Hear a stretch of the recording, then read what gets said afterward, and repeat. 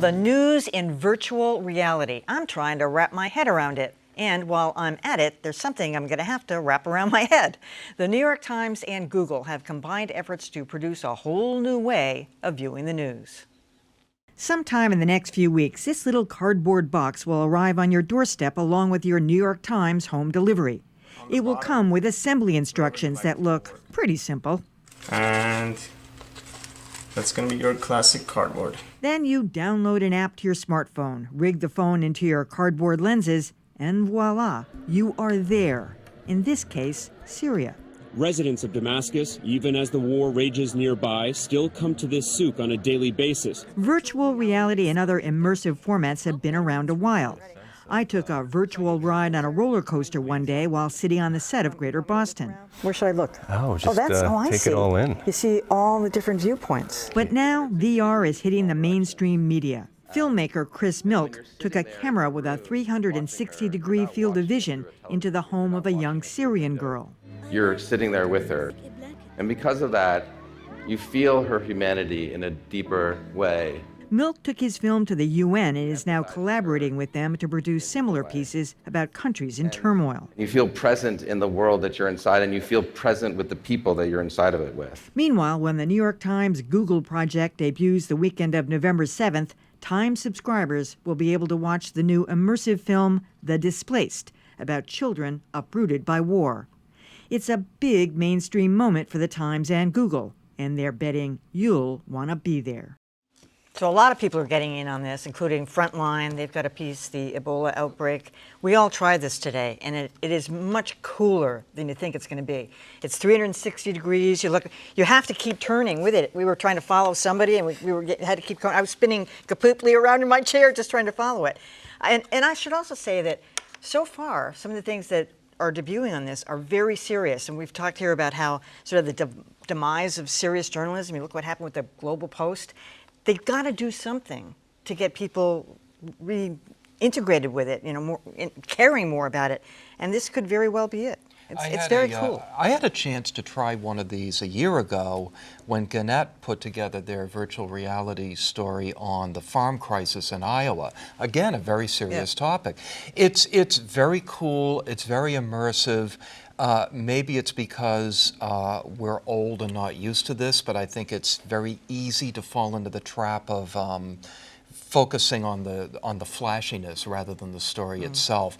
CNN did this with the Democratic debate recently. Really?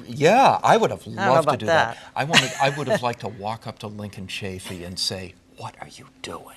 Well, I wanted to wake up some of the people in the audience. I think like any technology, it's got to be used judiciously and used carefully. So just like every movie doesn't lend itself to 3D and things coming at you and coming at your head, not every story is going to lend itself to this. I think an experience in Syria is going to be more useful to me than a debate where they're all kind of standing at podiums. And I also think you have to think about when the user is going to be using it, because I can imagine myself on the tee bonking into the person next to me as I'm trying to follow the story. You got to be careful as a user when you do it too.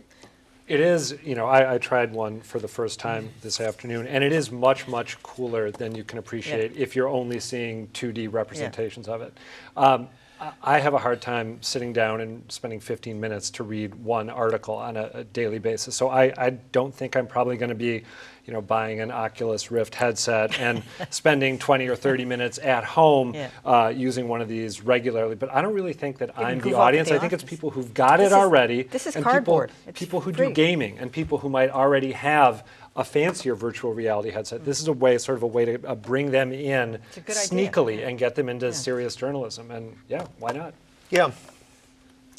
I foresee a dramatic increase in the value of a leave stock. Come on. I mean, this reminds me of, what was the name of the movie? Mark of the Devil. I went to see at the old Gary Theater.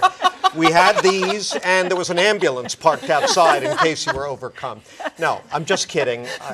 By all means, if this will save newspapers, bring it on, whatever it takes. Although consider the phrase virtual reality. That struck me. If not an oxymoron, there must be some other kind of term for that. That's in the end, the same thought. Well, I didn't get it. I kept saying, what do you mean virtual? Well, that suggests that they're creating a world synthetically, but what they're actually doing is giving you a 360-degree immersion in a real world. So that's of the world they give you.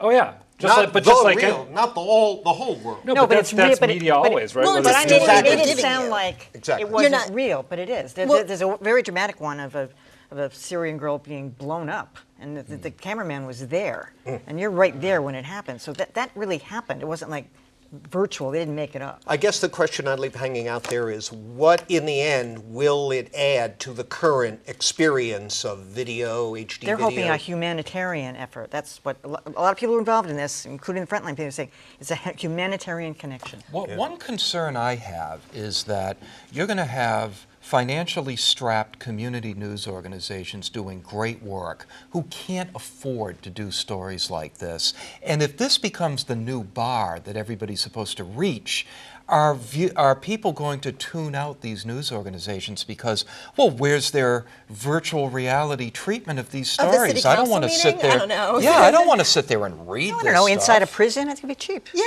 yeah, and Try again, getting inside a prison. Well, that's Yeah. different. And by the way, Mark of the Devil stank with or without the 3D glasses.